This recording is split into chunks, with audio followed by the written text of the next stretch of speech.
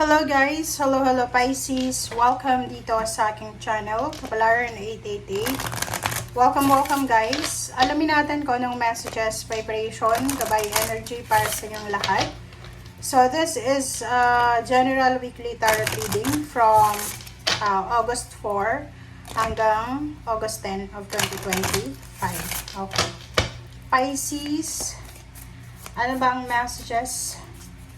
Energy, gabay, guidance, balita, ang posibleng matanggap mo. Okay, resurrect. Wow. So, dito sinasabi ng baraha sa'yo, Pisces, na may kailangan kang bigyan ng focus sa linggong ito. Kumbaga, kailangan mong ibigay yung lahat ng energy mo dito. So, hindi natin alam kung ano yan kasi wala pa naman tayong nakikitang baraha na pwedeng makapag-confirm. So, basta yung first card mo ay nagsasabi na do or die, you must. So, kahit ayaw mo, kahit nagdadalawang isip ka, kailangan mong magdesisyon sa linggong ito or kailangan mo siyang gawin. Okay? Get to the heart of. So, kung ano man siya, kailangan mo siyang bigyan ng pansin. Okay? Okay. One more card, Pisces.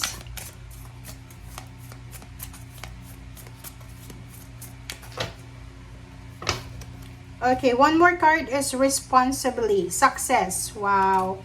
So, dito sinasabi ng baraha sa'yo, Pisces, na posibleng isang successful na linggo ito ang darating sa buhay mo.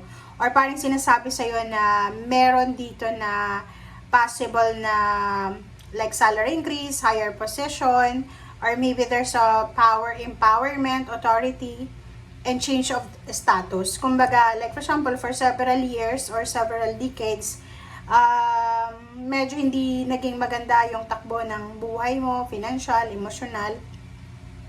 And dito sinasabi ng barahan na nasa tamang timing ka, nasa tamang direksyon. Kung ano Pisces itong ginagawa mo sa ngayon. Like for example, nagnenegosyo ka, nagtatrabaho ka, nasa ibang bansa, nasa Pilipinas. So kung nasaan ka man, sinasabi ng baraha sa'yo na hindi masasayang yung effort mo na yan, yung sacrifices mo na yan, because you will become a person of power and status. Okay? So parang, like for example, mayroong Pisces na nagpaplano na tumakbo as barangay captain or kagawad or sa next na election ng mayor, parang ganun. So, nakikita natin dito na walang masasayang na effort, energy, or walang masasayang na vibration. Okay? So, nasa tama kang direksyon.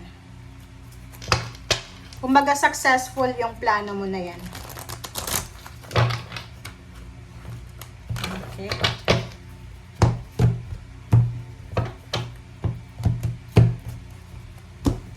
Ang laki neto guys, kaya maliit lang kasi yung kamay ko eh. So, mahirap siya kuhanin. Okay, Pisces, this is your second deck. Okay, 10 of Pentacles. Wow, so nasa 10th, nasa 10th house ka. So, 10-10, sinasabi ng baraha sa'yo, Pisces, na kung ano man talaga to, this is a confirmation of your second card na kung ano man tong ginagawa mo sa ngayon, ano man yung pinagkakaabalahan mo, ano man yan na tinatrabaho mo, pinaplano mo, sinasabi ng baraha sa'yo na possible na magdala to sa'yo ng financial fulfillment, achievements, and accomplishment. So, maybe there's inheritance, there's a business opening, new job, new career. Basta lump sum of money siya guys. So, kung ano man siyang ginagawa mo sa ngayon, siya ay magdadala sa'yo ng lump sum of money, lump sum of success. Okay? Kumuha pa tayo ng isang baraha dito, Pisces. Isa lang. Okay, Pisces. Wow! Victory and success. Nakakaloka ka, Pisces. Nako. I'm excited. So, parang sinasabi ng baraha sa'yo dito, Pisces, na yun na nga. resurrection. Yung first card mo dyan is resurrection. So, maybe, for example, nakaranas ka ng mga hindi magandang pangyayari sa buhay, financial, sa trabaho, sa negosyo, sa relationship, sa pakikipagkaibigan, sa lugar kung nasan ka sa ngayon. Yung resurrect card ay para siyang phoenix rising from the ashes. You're parang mabubuhay ka ulit. Okay? Parang ganon. Or parang sinasabi dyan na you're resurrecting, you're overcoming lahat ng mga pinagdaanan mo, lahat yan. Like for example, kung ano man tong pinagdaanan mo sa past, pagtatawanan mo na lang, pag maaalala mo siya. So, do or die, you must, sinasabi ng baraha sa'yo na sa ayaw at sa gusto mo, sa ayaw at sa gusto ng mga tao sa paligid mo, makukuha mo yung success, magiging person of power and status ka. Okay? So, walang sino man ang makakapigil ng lump sum of money na to. So, parang, like for example, kung ikaw ay isang Pisces, tapos wala ka namang kaide-ideya kung saan manggagaling yung lump sum of money na yan, sinasabi ng baraha sa'yo dito na posibleng yan ay, kumbaga, pinaplano pa lang sa'yo ng universe ang ating Panginoon. Kumbaga, anong tawag dyan? Papasok pa lang siya. Uulan pa lang ng biyaya sa buhay mo. So, the success and become person of power and status, 6 of Wands siya. So, parang sinasabi na, like, kung ikaw ay ginudge, kung ikaw ay nilait, binackstab, criticize, or kung ano pa man, sinasabi ng baraha na mapagtatagumpayan mo yan and you will resurrected. Okay, babangon ka. Babangon ka sa hirap, babangon ka sa problema, babangon ka dyan sa kung ano man na sakit, galit, hinanakit na yan, and you will be victorious.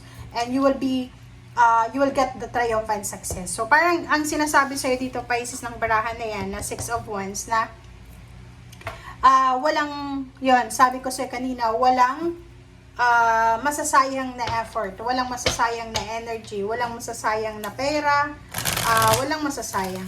Okay? So, huwag kayong mag-alala. So, lahat ng yan, lahat ng ginagawa mo, lahat ng sakripisyo mo, ay may kapalit yan na biyaya, pagpapala. Alright, Pisces.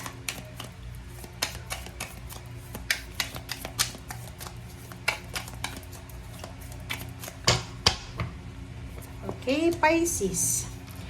This is Knight of Swords and then Four of Swords. So, nakikita ko sa'yo dito na sa linggong itong darating, Pisces, sinasabi ng barahan na ihanda mong sarili mo kasi merong isang balita. This is a good news. Like for example, this is chat, call, email, maybe all about money, about relocation, about travel, about house, about car, about transportation, about business, about new job, about lahat na pwedeng pagkakitaan, lahat ng klase na pwedeng magdala sa'yo ng peace and harmony. So, nakikita ko sa'yo dito na kung ano man ang balita na darating na to sa'yo ngayon, ngayong linggong ito, ay posibleng magdala siya sa'yo ng katahimikan, peace of mind, katahimikan ba. So, matatahimik yung kalooban mo kasi parang maiisip mo na,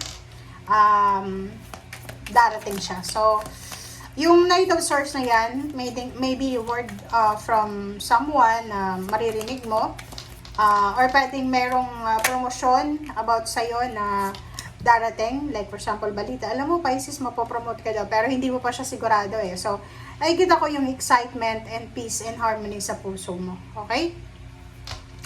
Okay, next card natin, Pisces, is the Magician. Magician card, sinasabi ng barahan na yon. Ihanda mo, Pisces, yung like, inihanda mo yung sarili mo.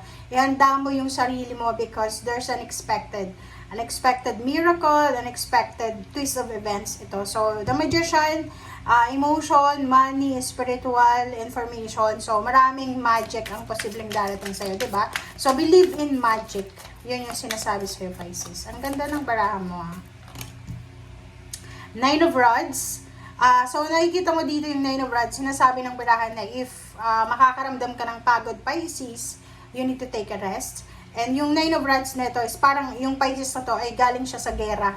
'Di ba? Yung parang marami siyang pinagdaanan, marami siyang problema sa buhay na pinagdaanan, na pagtagumpayan niya, and sa wakas, nakuha niya na yung satisfaction. And 10 of Pentacles, 10, okay, 10, 10, 10. So, dalawa yung 10 of Pentacles mo. So, it's confirmed.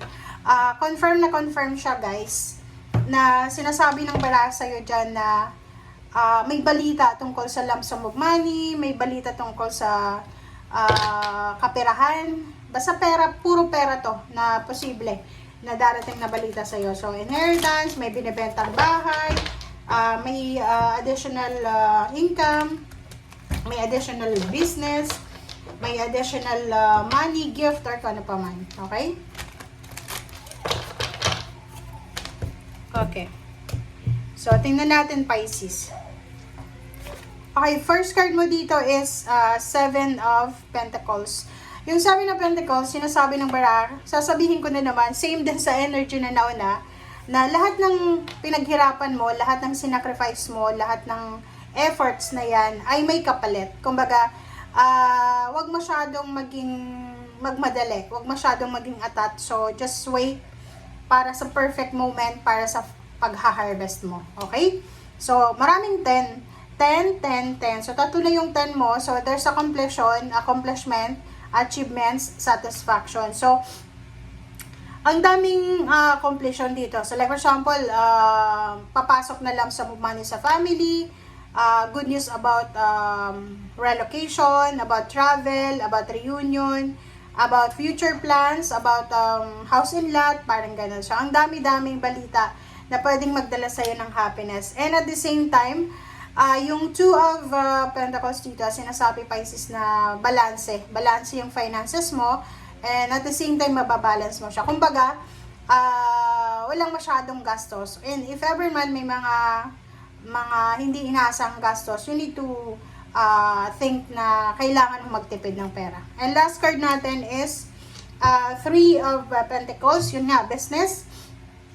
Nakikita ko dito merong Pisces na nag-iisip siya ng bagong business ideas, or parang mayroon ditong Pisces na iniisip niya kung ano ba yung pwede niyang, wait lang guys kasi medyo hindi maganda yung alignment natin, ano ba yung pwede niyang i-business, ano ba yung pwede niyang pagkakitaan. So parang ganon ang energy mo dito. Okay? So yan guys ang sinasabi ng baraha. Maraming salamat, and screenshot mo, sobrang ganda, di ba? Thank you for watching. Bye!